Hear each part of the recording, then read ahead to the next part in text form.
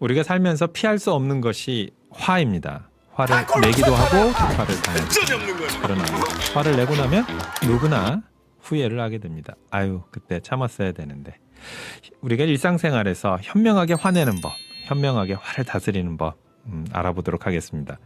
첫 번째, 우리가 인간의 감정에 대해서 이해할 필요가 있겠습니다. 인간의 감정은 부정적인 것들이 더 많습니다. 자, 구체적으로 살펴보면 이렇죠.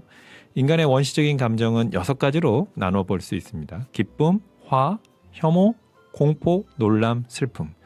이 중에 긍정적인 감정은 기쁨 한 가지뿐입니다. 나머지 5가지는 모두가 부정적 감정입니다. 그래서 인간은 부정적 감정에 쉽게 노출되고 민감하게 반응을 하게 됩니다.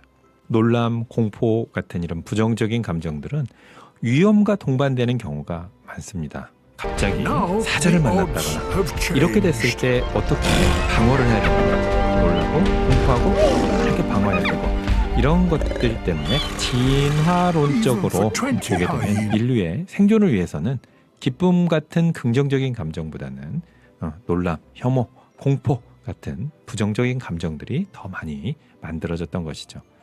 인간의 감정을 만들고 표출하는 것은 주로 뇌의 작용입니다. 특히 그중에 편도체가 작동을 하게 되는 거죠. 편도체가 우리의 원시적인 감정을 담당을 하게 되는데요. 우리가 화를 내게 되면 이 편도체가 점점 과열되기 시작을 합니다. 자, 두 번째로요. 우리가 화는 낼수록 더 커진다는 것을 경험적으로 잘 알고 있습니다. 화와 관련된 건 뇌의 작용이고 특히 그중에 2가지 신경 전달 물질의 작동이라는 것을 우리는 알 수가 있습니다. 첫 번째는 노르아드레날린이고요. 두 번째는 세로토닌입니다. 우리가 화가 나는 과정은 이 2가지 신경 전달 물질의 증가와 감소인데요. 화를 낼수록 노르아드레날린은 폭증을 하게 되고 세로토닌은 급감을 하게 됩니다. 노르아드레날린은 공격성 호르몬입니다.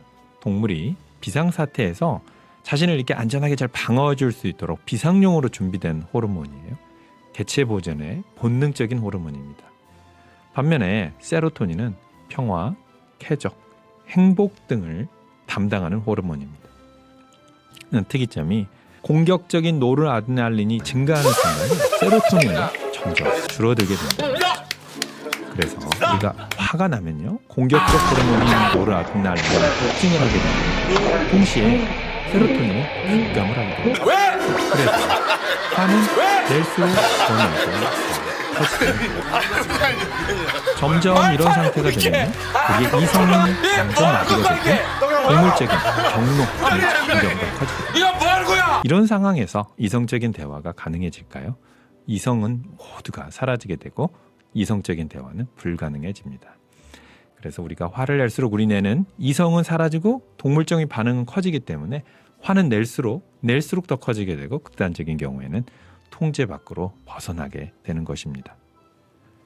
그러나 우리는 이성을 지닌 인간입니다. 화가 나는 것은 동물적인 감정의 영역일 수 있지만 화를 내는 것은 인간적인 이성의 영역이라는 거죠. 화가 나는 것과 화를 내는 것은 다르다는 것, 이것을 우리가 이해할 필요가 있습니다. 화가 난 단계가 이르렀습니다. 이 단계에서 화를 내고 안 내고는 자기 선택의 문제입니다. 화를 내서 득될 일은 없다는 거 우리 모두 이해하고 있죠. 경험적으로 알고 있습니다. 또 화는 한번 내기 시작하면 더욱 커진다는 것도 알고 있습니다. 그래서 화를 안 내는 것이 가장 좋습니다. 그러나 우리가 일상생활에서 마주하게 되는 현실은 그렇지가 못한 경우가 많죠. 자, 그럼 화가 날 때 우리는 어떻게 하는 게 가장 좋은 방법일까요? 자, 3가지 선택지에서 우리가 고를 수 있겠습니다. 첫 번째는 참는다입니다.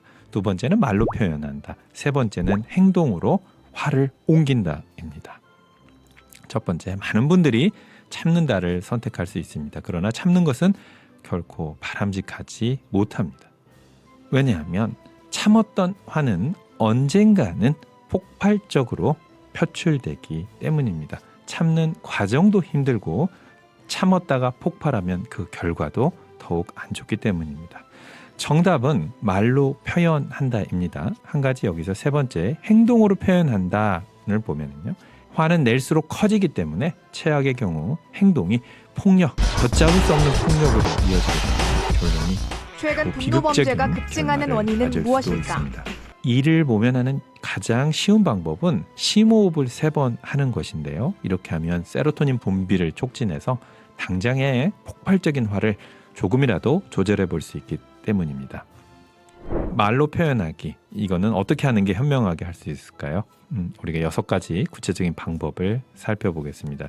일단 얼마간은 조금은 참는 거죠. 화는 낼수록 커진다. 일단 조금은 참습니다. 두 번째, 화난 상황에서는 이성적 대화가 불가능하다는 것을 다시 한번 생각할 필요가 있습니다. 화난 상황에서 대화를 시도하는 것은 불가능한 것입니다. 오히려 화를 더 키우는 것이기 때문에 섣부르게 대화를 시도하는 것은 옳은 방법이 아닙니다. 차라리 돌아서서 심호흡을 3번 하는 것이 더 좋은 방법입니다. 또는 잠시 그 자리를 피합니다. 할 수 있다면 산책이나 세수로 열을 식힙니다. 이렇게 되면 마음이 좀 가라앉게 됩니다. 즉 공격적 호르몬인 노르아드레날린의 증가는 떨어지게 되고 세로토닌이 많이 분비되기 시작할 때, 우리가 이성의 영역으로 다시 조금씩 회복되기 시작할 때, 마음이 가라앉게 됐을 때 화낸 상대방과 조용히 대화를 나누기 시작할 수 있습니다. 여기서부터 이제 진정으로 화를 말로 표현하기가 가능해지게 되는 영역입니다. 살아가면서 화를 안 낼 수 없습니다. 누구나 화를 내게 됩니다. 그러나 우리가 화를 왜 내는지, 우리가 왜 부정적인 감정을 갖게 되는지 그 과정을 이해하고 어떻게 현명하게 화를 다스리고 화를 말로 표현할 수 있는지 이해하게 된다면 우리가 살아가면서 불가피하게 될 수밖에 없는 화를 조금은 더 현명하게 다스리면서 살아갈 수 있을 것입니다. 삶에 도움이 되는 지식으로 다시 찾아뵙겠습니다. 감사합니다. 본 내용은 이시영 박사의 둔감하게 삽시다의 내용을 반영해서 일부 제작하였습니다.